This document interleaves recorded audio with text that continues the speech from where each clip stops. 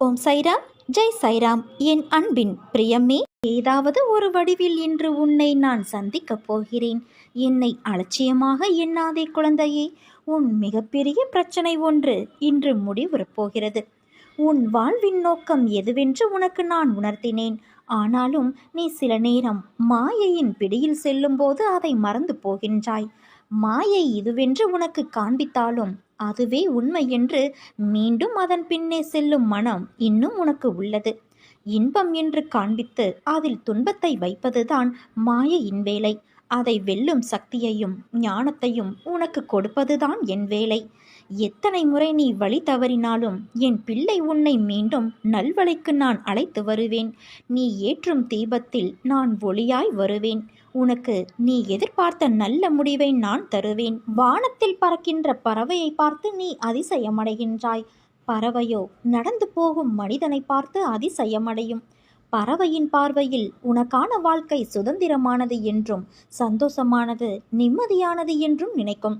அதே போல பறவை இறகை விரித்து பறக்கும்போது மனிதன் அந்த பறவை போல வாழ வேண்டும் என்று நினைத்து பார்ப்பது யதார்த்தம்தான். அவரவர் வடிவிலிருந்து பார்க்கும்போதுதான் வாழ்க்கையின் கடினம் புரியும். கடினம் என்பது சூழ்நிலைகளை பக்குவமில்லாமல் எடுக்கும் முடிவுகளால் தான் திசை மாறுகின்றது. ஆனால் எல்லாம் உயிரும் ஒன்றுதான். அவரவர் வாழ்க்கைக்கான போராட்டங்களும் ஒன்றுதான். அதிகமான வாழ்நாள் கொண்ட பறவை கழுகு வயதான காலத்தில் இரை தேடி அலையும் போது தன் வாயால் அழகு மூலம் இரையை எடுக்க முடியாது. அதன் உடம்பு பலவீனமடைந்திருக்கும். பசியால் தன் வயிற்றுக்காக 3 மாதம் உயிர் போகும் வழியாய் அனுபவிக்கும். தன் அழகு பலவீனமானதால் அதை மீண்டும் பலமடைய தன் அழகை பாறையில் போய் முட்டி அதை உடைய வைத்து மீண்டும் அழகு முளைத்து வரும் வரை சாப்பிடாமல் உயிர் போகும் வழியை தாங்கிக் கொண்டு இருக்கும். கழுகு தன் 3 மாத வழியை பெரிதாக பார்த்திருந்தால் தன் வாழும் நாட்கள் பசியால் துடித்தே மாண்டு போயிருக்கும். நிர்ணயிக்கப்பட்ட நாள் வரை வாழ வேண்டும், உணவு வேண்டும். அதற்கு இந்த வழி எவ்வளவோ மேல் என்றுதான் வாழும் நாட்களை மனதைரியம் நிறைந்து வாழும். அதைப்போல நீயும் உன் வாழ்க்கை நீ வாழ வேண்டும். என்ன நடந்தாலும் உனக்கு நிர்ணயிக்கப்பட்ட நாட்கள் வரை வாழ வேண்டும்.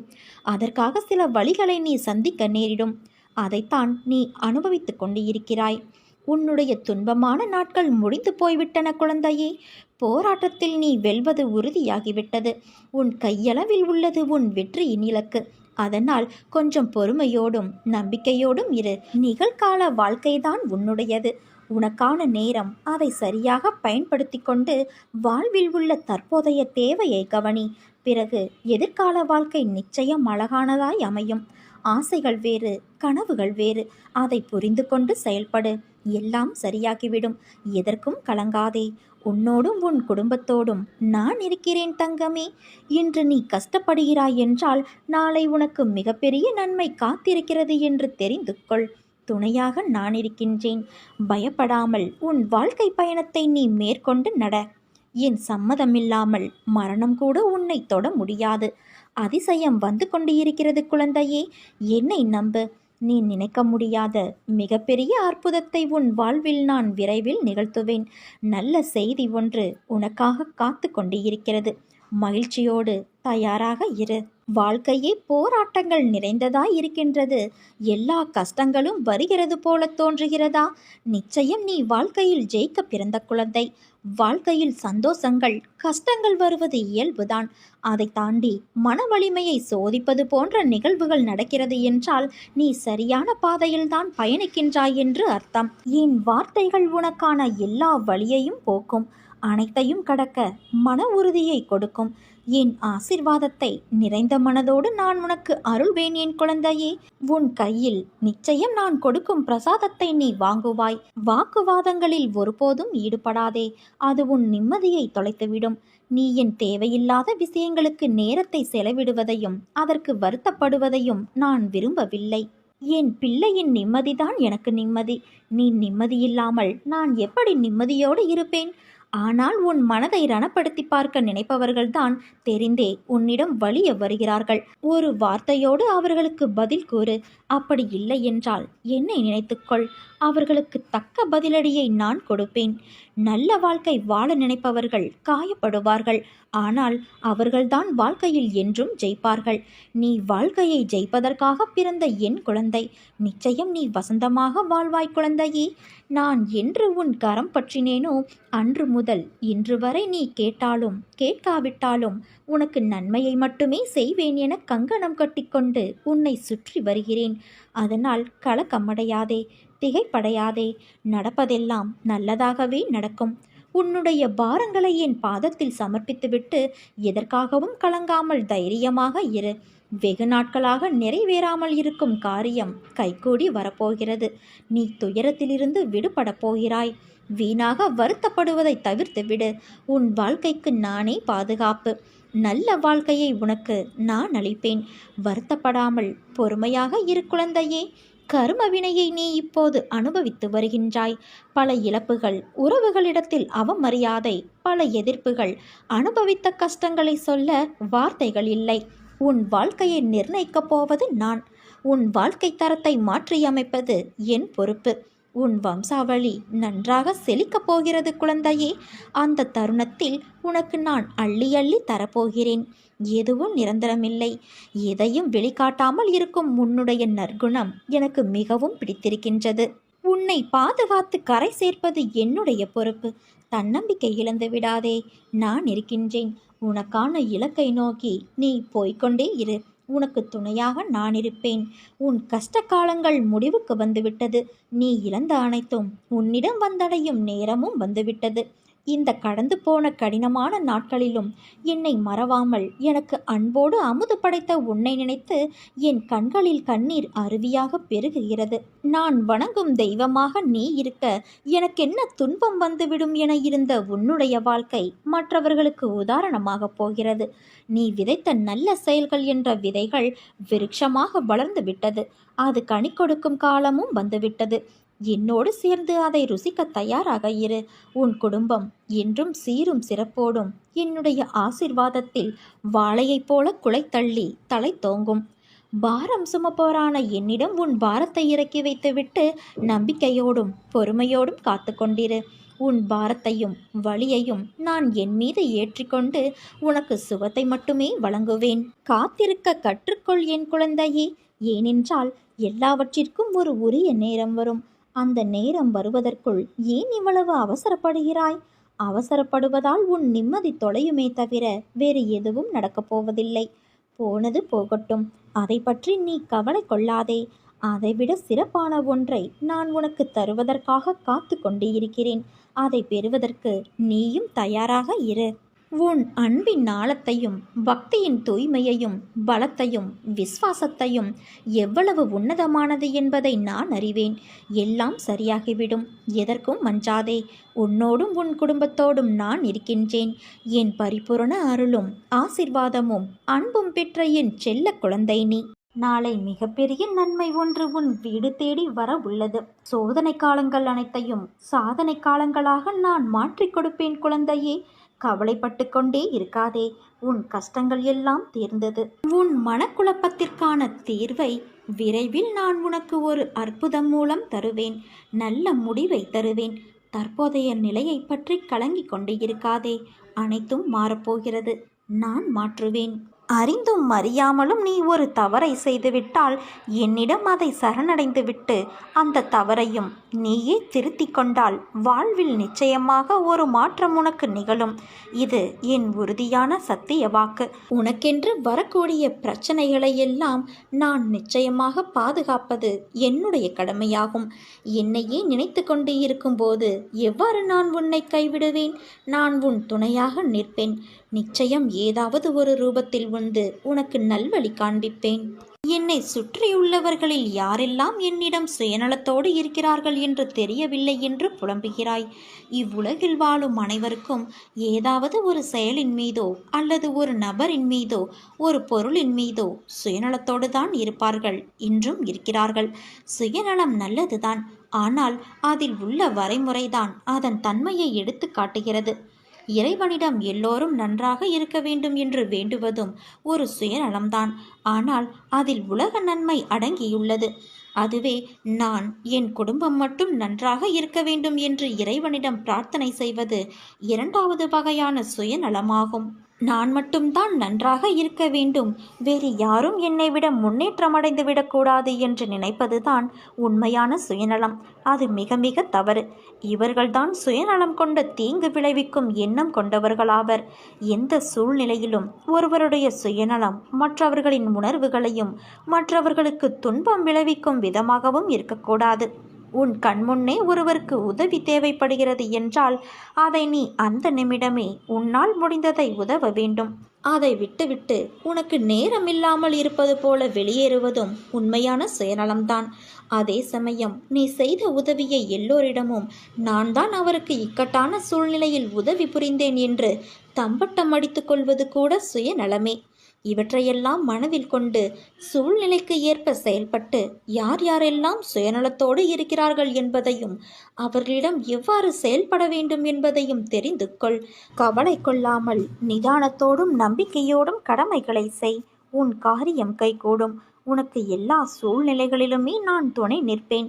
என் வார்த்தைகள் மீது நம்பிக்கை வைத்து செயல்படு. நல்லதே நடக்கும். நீ நிம்மதியான மகிழ்ச்சியான வாழ்க்கையை பெறுவாய் என் குழந்தையே. உன்னை வெறுத்து ஒதுக்கியவர் மத்தியில், உன்னை இழிவாக பேசியவர்கள் மத்தியில் நீ எல்லாம் எங்கே வளரப்போகிறாய் என்று அகங்காரத்தோடு பேசியவர்கள் மத்தியில், உன்னை வீழ்த்தி பார்க்க மந்திரத்தையும் தந்திரத்தையும் செயல்பட செய்தவர்கள் மத்தியில் அனைவரும் உன்னை பார்த்து வியக்கும் வண்ணம் வாழ்க்கையில் உன்னை நான் உயர்த்தப் போகிறேன். நீ விரும்பிய வாழ்க்கையை வாழப் போகிறாய். உன்னோடு நான் இருப்பதை உணர்ந்து கொள்ளும் நேரம் வரும்.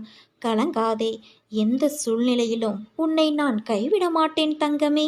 இரவு முழுவதும் உறங்காமல் என்னை நினைத்து வருந்தி கொண்டு ஒரு புறமும் நான் வணங்கும் தெய்வம் நீ இருக்க எனக்கு என்ன குறை, நீ எல்லாம் பார்த்து கொள்வாய் என்று மறுபுறமுமாக புலம்பிக் கொண்டு இருந்ததை நான் கண்டேன். நொடிக்கு நொடி நீ என்னை அழைக்கின்றாய். நீ அழைப்பாய் என்று தெரிந்துதான் ஒரு நொடி கூட உன்னை விட்டு நீங்காமல் நான் இருக்கின்றேன். நீ எனக்காக படிக்கும் திருப்புகளை கேட்டு நான் மகிழ்கின்றேன். சரி, உன் மனதில் உள்ள பிரச்சனைக்கு வருவோம். இரவு முழுவதும் உன்னை தூங்க விடாமல் செய்த அந்த பிரச்சனையை நான் முடிவுக்கு கொண்டு வருவேன். உன்னுடைய உண்மையான பக்திக்கும் நம்பிக்கைக்குமான உயர்வை நான் தருவேன். இனி உன் வாழ்வில் நல்லதே நடக்கப் போகிறது. நீ நம்பியது போல நல்லது மட்டுமே உன் வாழ்வில் நடக்கப் போகிறது. பிரச்சனைகள் வரும்போது துவண்டு போகாதே. தைரியமாக சந்தித்து உன்னுடைய வேலையை நீ நம்பிக்கையோடு செய். பிரச்சனைகளை பார்த்து நீ பயந்து ஓடினால் அது உன்னை இன்னும் வேகமாக துரத்தும். அவரவருடைய பலவீனத்தை தெரிந்து கொண்டு ஏமாற்றுபவர்கள் இவ்வுலகில் இருக்கத்தான் செய்கிறார்கள்.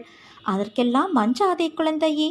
அதே போல தேவையில்லாமல் உன்னை சுற்றியுள்ளவர் எல்லோர் மீதும் சந்தேகப்படாதே.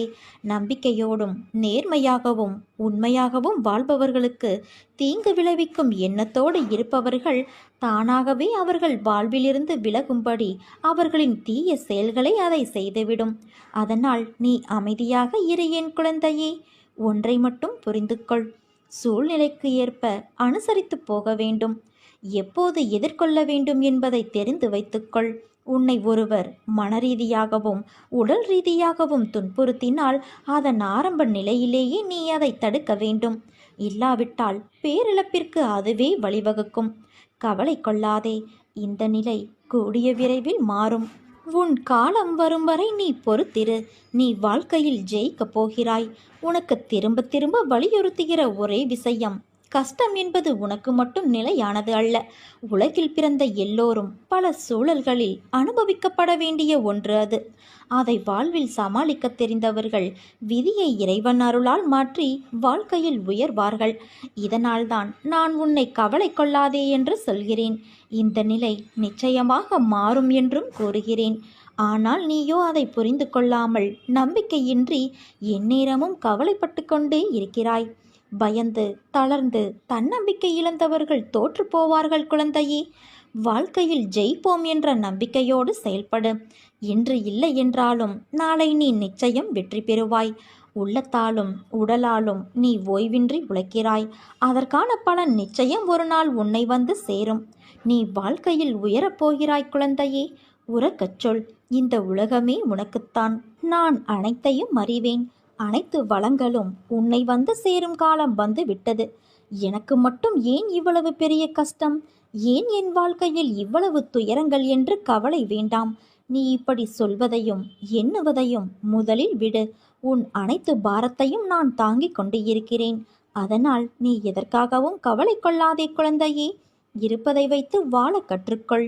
உனக்கு தேவைப்படும் அனைத்தும் உரிய நேரத்தில் உன்னை வந்து சேரும். உன் வாழ்க்கையில் இனி அனைத்து வளங்களும் வெற்றிகளும் உன்னை நிரப்பும் நேரம் வந்து விட்டது. இனிமேல் உன் வாழ்வில் நடக்கும் அனைத்தும் உனக்கு நிம்மதியை மட்டுமே தரும். வெற்றிகள் குவியும். நீ போகும் பாதையெல்லாம் சொர்க்கமாய் அமையும். என்னை நம்பி இருப்பவர்களோடு நானும் எப்போதும் இருப்பேன்.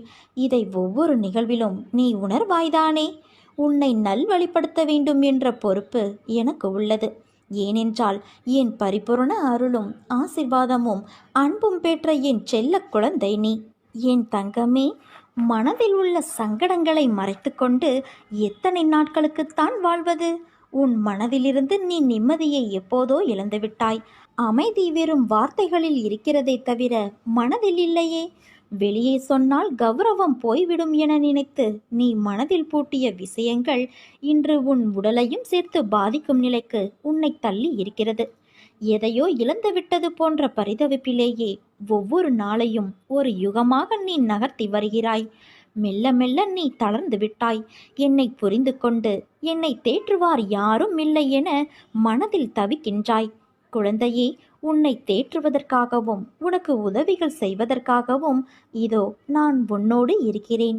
எதிலும் அவசரமோ பதட்டமோ கொள்ளாதே, அது பாழ்பட்டுவிடும். நிதானமான அணுகுமுறையே நடக்க வேண்டியதை கிடைக்க வேண்டியதை உனக்கு கிடைக்கச் செய்யும். காலம் மாறும், காட்சிகள் மாறும், வாழ்வும் மாறும். ஏனென்றால் உன்னோடு நான் இருக்கிறேன். என்னை நம்பி சரணடைந்தவர்கள் யாராக இருந்தாலும் அவர்களை நான் காப்பாற்றுவேன். நான் வாக்குறுதி கொடுத்திருப்பதால் என் வார்த்தையை காப்பாற்ற நான் பாடுபடுவேன். உன் துக்க நாட்கள் முடிந்து போய்விட்டன குழந்தையே. இனி நிம்மதி உன்னை நிரந்தரமாக ஆட்கொள்ளப் போகிறது. எதையும் சுலபமாக எடுத்துக்கொண்டு நடக்கப் போகிற நிலைக்கு நீ வரத்தான் போகிறாய். உனக்கு நிம்மதியும் சாந்தியும் கிடைக்கும். உன் வாழ்வில் ஏற்றங்கள் இரக்கங்கள் என அவை தந்த தாக்கங்கள் உனக்குள் இப்போதும் இருக்கின்றன. இதை நீக்குங்கள் என எப்போது என்னை நீ சரணடைந்தாயோ அப்போதிருந்தே உன் மனக்காயங்களை ஆற்றுவதற்காக நான் உனக்கு ஆறுதலாக பல நிகழ்வுகளை நிகழ்த்தியுள்ளேன். இன்னும் உனக்குள் மீதம் இருக்கும் தாக்கங்கள் அவ்வப்போது வெளிப்படுகின்றது. அவை உன்னை சோர்வடைய செய்கின்றது. என்னை நம்பு என் குழந்தையே, இது முழுமையாக மாறும்.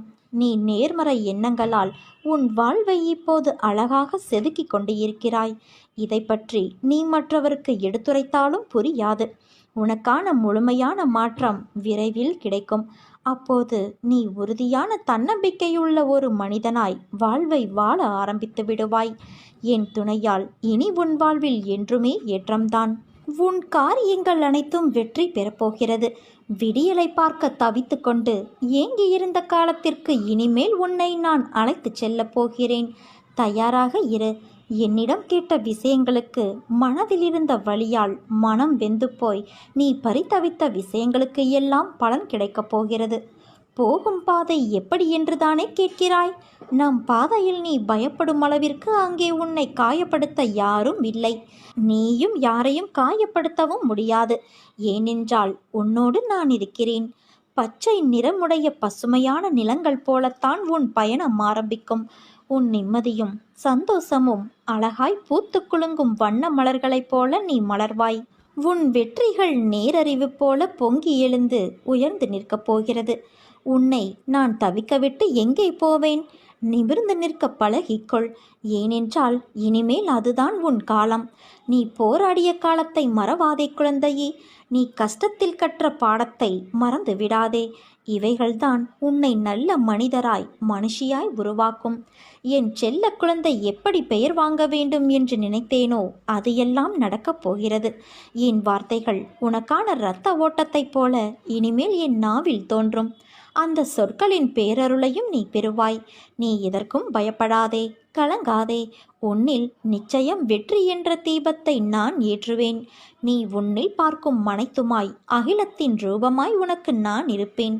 உலகத்தில் எது மாறினாலும் நகர்ந்தாலும் நான் உன்னை விட்டு ஒருபோதும் மகள மாட்டேன் குழந்தையே.